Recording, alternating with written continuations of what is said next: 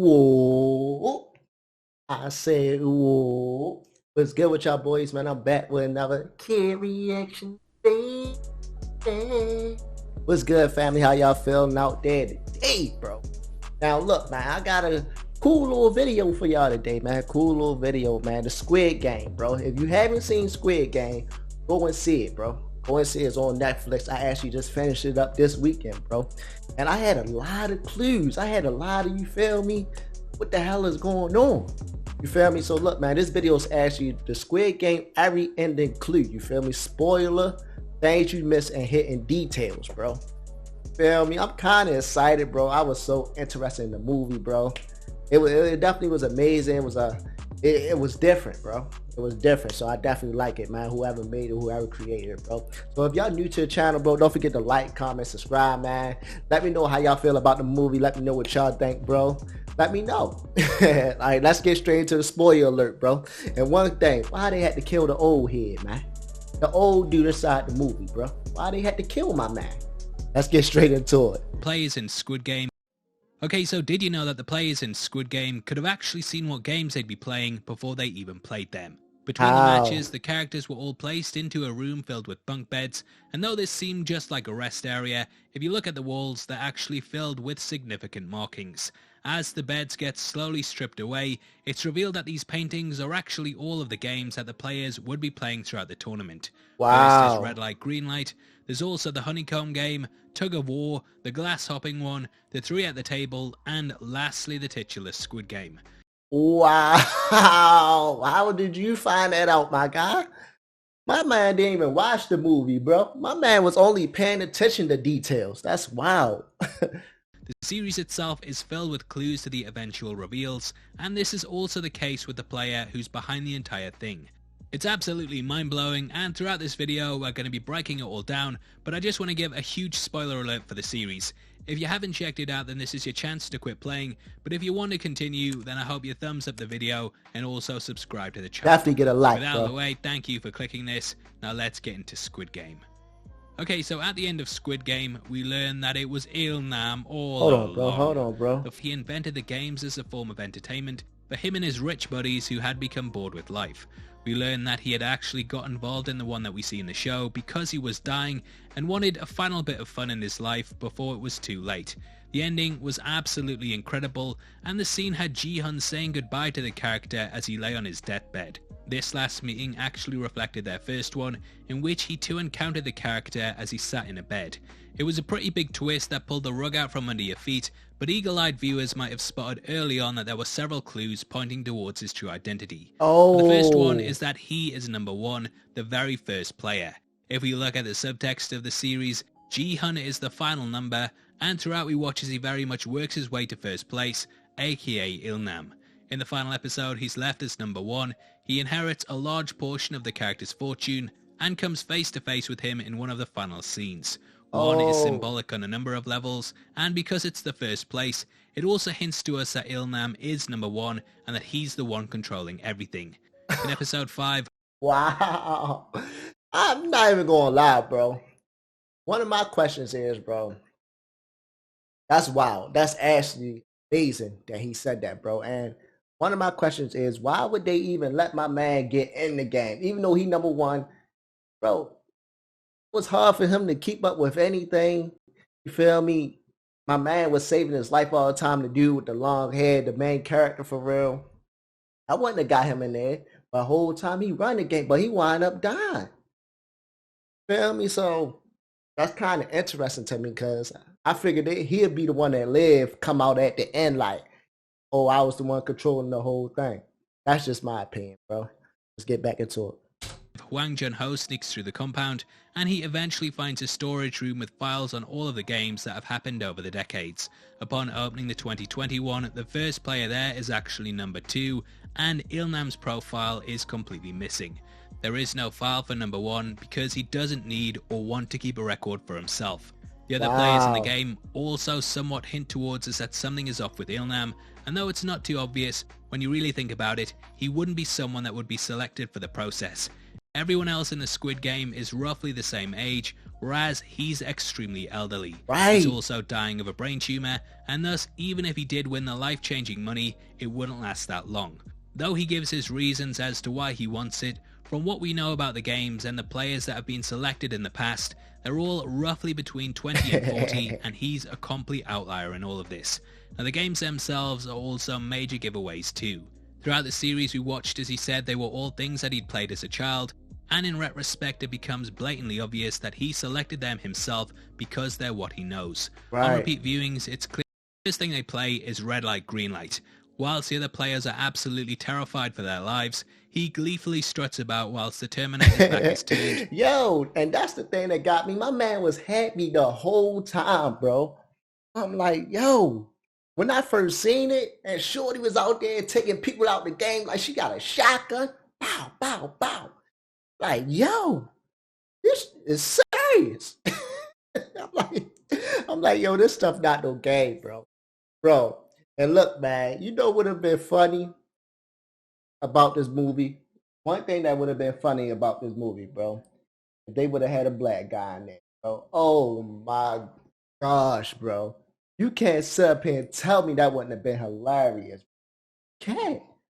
Just can't, my guy. That would have been hilarious. But this red light, green light game was probably the second worst. My first one, bro, was actually the glass breaking. Glass breaking game? Man. Wow. Terrified for their lives, he gleefully struts about whilst the Terminator's back is turned, and even stops before it looks back to face the crowd. He knows all of the lyrics to the song that the machine sings, and therefore knows to stop in advance before it ends and turns back around. If we look at the clip of the targeted players, you might also notice something different about him. The one directly to his left and all of the other ones to the side have a slight green overlay that appears over the top of them. Right. If we look at the players to his right, outside of the girl crouching down beside him, this is also the case too. Everyone other than him in this girl's tracksuit appears slightly green, and I believe that this machine sees him without the glow because it's been programmed not to shoot him. If this theory is right, then he also has a protective ring around him that stops the machine from firing at people in his vicinity in case it misses, and that's why the girl to his right is also safe too. Immediately after this game, the players decide to cast a vote on whether they should end the tournament or not. Right. He is the one who makes the choice in the end and casts the deciding vote to end the game. This subtly shows his power over the entire thing, and I actually think that he carried this out for a specific reason. Wow. He wanted to give the players a chance to walk away from it all knowing the stakes, and if they came back, then that would ease his conscience slightly, as the choice was theirs. Now cut to the honeycomb game, and Ilnam ends up choosing the star. Though this seems like a very complex shape, there's not actually any bends in it like the circles or umbrellas. Though you might think it's easier to have the triangle's lines are longer, whereas the stars are shorter, so there's less to cut through before you hit an edge. Being completely honest though, yeah, the triangle is a pretty easy shape too, but Ilnam didn't exactly have one of the difficult ones either. Now next we jump to episode 4, in which a fight breaks out during the night. Ilnam hides away from the carnage up on one of the bleachers, and he ends up begging for the fighting to stop. Bro, when the fight broke out, it was strictly jail, bro. It was strictly jail. They went to jail mode. Every man for themselves, bro. That's why, I mean, I will never do anything like this. Let's not get it twisted.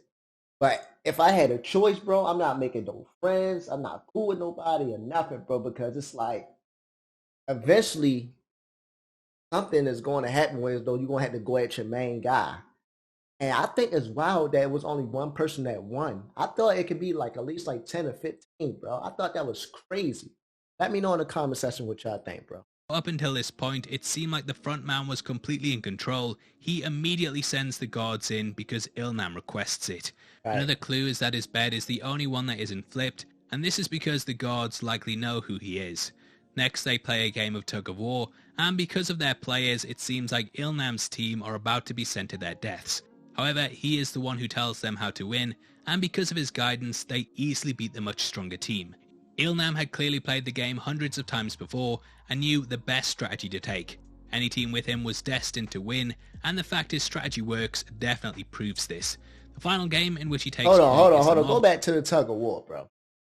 Now, the tug of war game, bro, the old head, the old dude, That didn't work for too long. It only worked for like 10 or 12 minutes. Well, I mean, I said 10 or 12. I'm over exaggerating. Like at least 1 or 5 minutes, bro. At least 1 or 5 minutes, bro. It did not work that long. After that little plan went away, man, they was going to get got if main man in the front and take control with the whatever he did. I forgot exactly what he did, bro. It definitely didn't work that long, bro, because they would have died, bro. Facts. One, and this also has a lot of clues in it. Throughout it, it seems like the character is struck by dementia, and he constantly walks around looking for his house. This game not only pulls from his childhood, but the area does too, and unless the Squid Game organisers were psychic, then they'd have no way of knowing what his home looked like. Right. Throughout the episode, everything he says is brushed away as the ramblings of someone with the disease, but knowing what we know, it becomes all the more obvious that he's in control. In the end, he seems to find his home, and personally, I believe that this is a perfect recreation of it. He's giving the game away because throughout the entire season, he's letting us know that all of the challenges and environments are based on things from his life. He lets Ji-hun win, and the character is then seemingly killed off camera, but we know that isn't the case. If we look closely at the gate that Ji-hun has just walked out of, we can see that he's no longer there, and though the rest of the court is filled with bodies, his is completely missing. Yo, the old head ran that, bro. I think that's so crazy, bro. Damn. I think that's so crazy. The whole time, the old guy was the one who actually came up with the game, the clues and all that. I knew there was something about him. I just couldn't put my finger on it, bro. I knew he was, because when I first seen him, is he in the game, bro? It's no way. It's no way. Now, knowing what we know, a question you may have is why did Il-nam end up leaving the game at this point when he was still invested in playing? Well, the next game is the Deadly Hopscotch one. It's the worst one. This is by far the most unpredictable of the lot. If he didn't end up getting put in last place, then there would be a danger that the person behind him could push him to his death, like what we see in the episode. There's also the possibility that due to his brain tumour, he may have forgotten along the way which glass to step on, and he simply couldn't risk it. Now that is of course a theory, but overall, going back and knowing what we know, I actually think the series becomes better on a second watch. Now obviously I'd love to hear if you spotted any other ones below, and if this is your first time here, then I hope you enjoy your trip to the Heavy Spoilers show. We are running a competition right now and giving away 3 copies of the Zack Snyder DC trilogy, and all you have to do to be on the chance of winning is like the video. But yeah, bro, I think it's actually wow that the old head came up with the whole thing, bro. This was actually I like this page. I mean this channel, bro. The spoiler alert. If y'all want me to do more videos like this, let me know, bro. Squid Games was lit. I definitely appreciate it. I wouldn't even say appreciate. I liked it. Feel me? So if y'all new to the channel, bro, don't forget to like, comment, subscribe, man. I appreciate y'all boys and love y'all. Let me know what y'all want me to react to. Don't forget to follow me on IG. I'm out. 1.